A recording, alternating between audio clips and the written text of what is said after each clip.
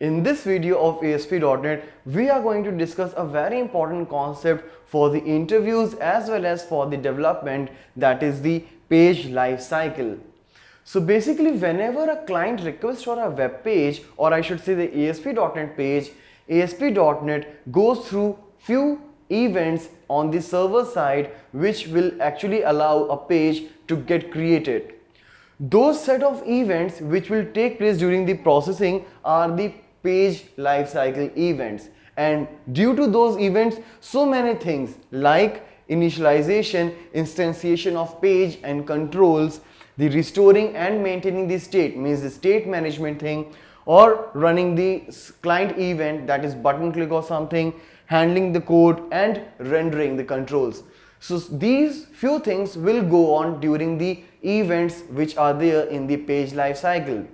So as in the current version of ASP.NET, we have these 12 events, that is pre-init, init, init complete, preload, load, then control events such as your button click, drop down list, selected index change, whatever, load complete, pre-render, pre-render complete, save state complete, render and unload. So these are the 12 events which will execute in a particular sequence only, that is 1, 2, 3, 4 and so on.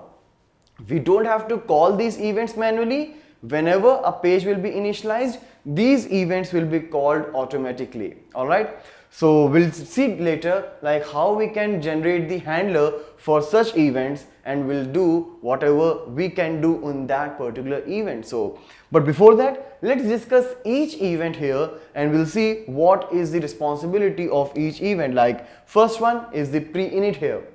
So basically pre-init event takes place whenever a client requests, means just after the client makes a request. So as soon as the page is requested, before the actual initialization of page, this pre-init event takes place, which also states like whether the particular request for the page is the first request or is a result of a post back. Means when a page is requested for the first time, it is the get request, but if after getting the page, if I'm clicking a button or doing any operation for that particular page, that will be the post request, that will cause the post back for that particular page. So in the pre-init event only, we will check with the property called isPostBack that whether it's the first page load or it is the result of any action performed by this page. Along with that, if you want to create a dynamic control for a page, you can do that as well. And along with that, we can also apply the master page and theme at the runtime on a particular page. When we will discuss about the concepts of themes and master pages, we will do that at the designing time. But at the runtime, if you want to change a theme or a master page, you can go through this particular event called pre-init. Similarly, you can also set or get the profile properties. Means if you are going through the profile concept, then you can set or get the properties. We will discuss so many things here like isPostBack, control, dynamic controls, master pages, themes in our coming videos. But here we are just watching like what all we can do on a particular event.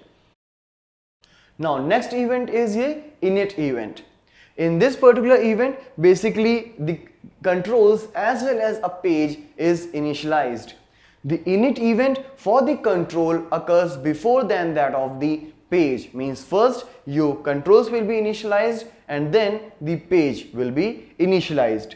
Along with that, if you want to set some properties on the control, then you can set that in this particular event, that this event is used to set or get the control properties. Means if you want to retrieve the default value which is already set, or if you want to change the value for a particular property of a control, you can use this init event.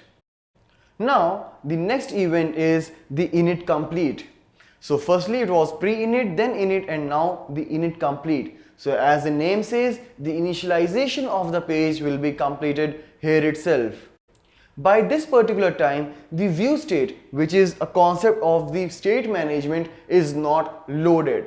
So if you want to make any changes in the view state data, you can choose this particular event for doing that. Again, view state will cover during the state management concept. So this event can be used to make changes in the view state.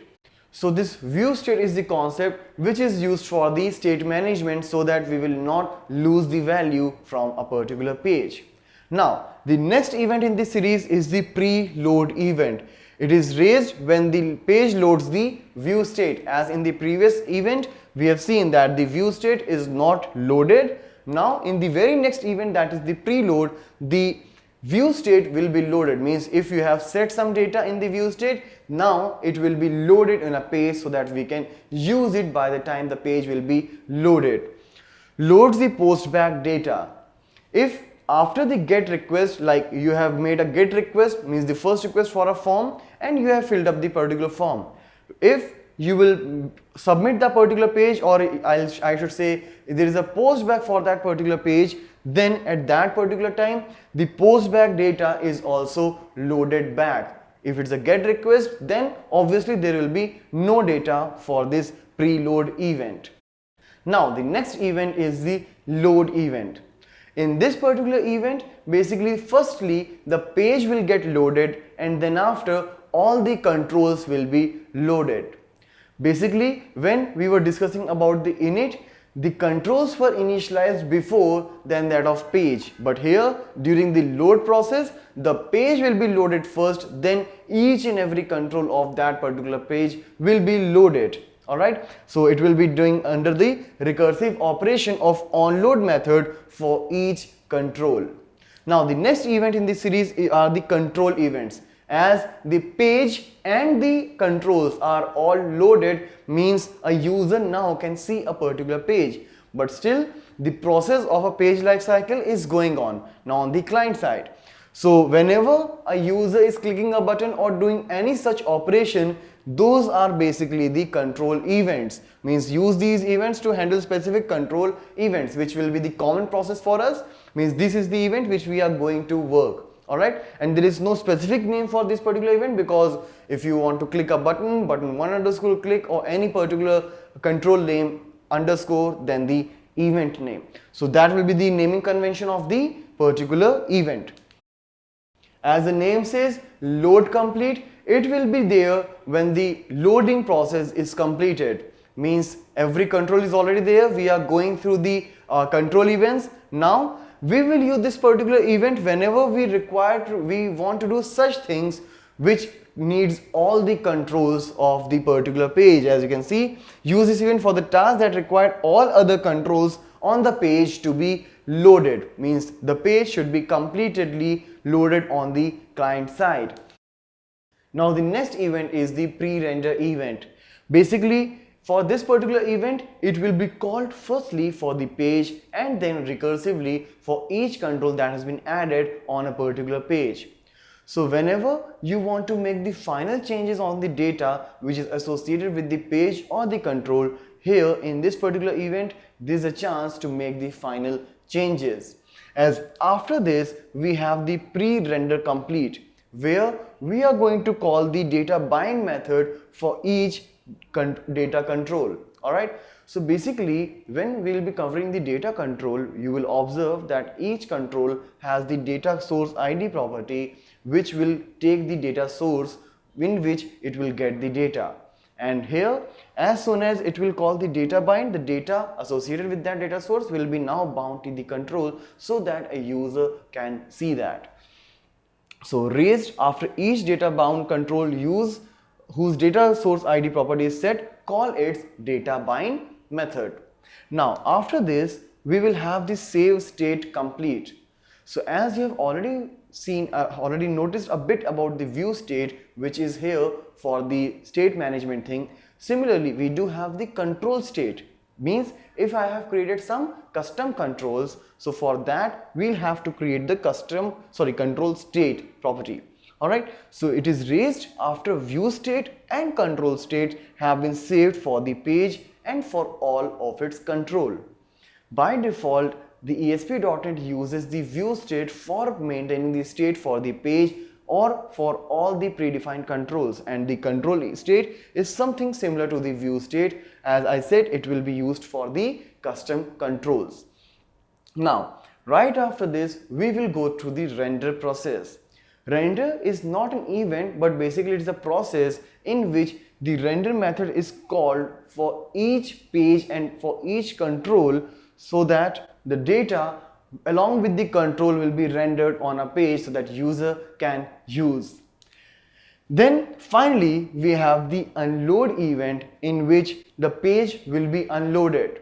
So when this unload method will be called, it will be called firstly for all the controls, means firstly during the loading process page got loaded first and then it's controlled, and during the unload it will be like a stack process, last in first out, so the controls will be unloaded before the page. Alright, so it will be first called for each control and then for the page.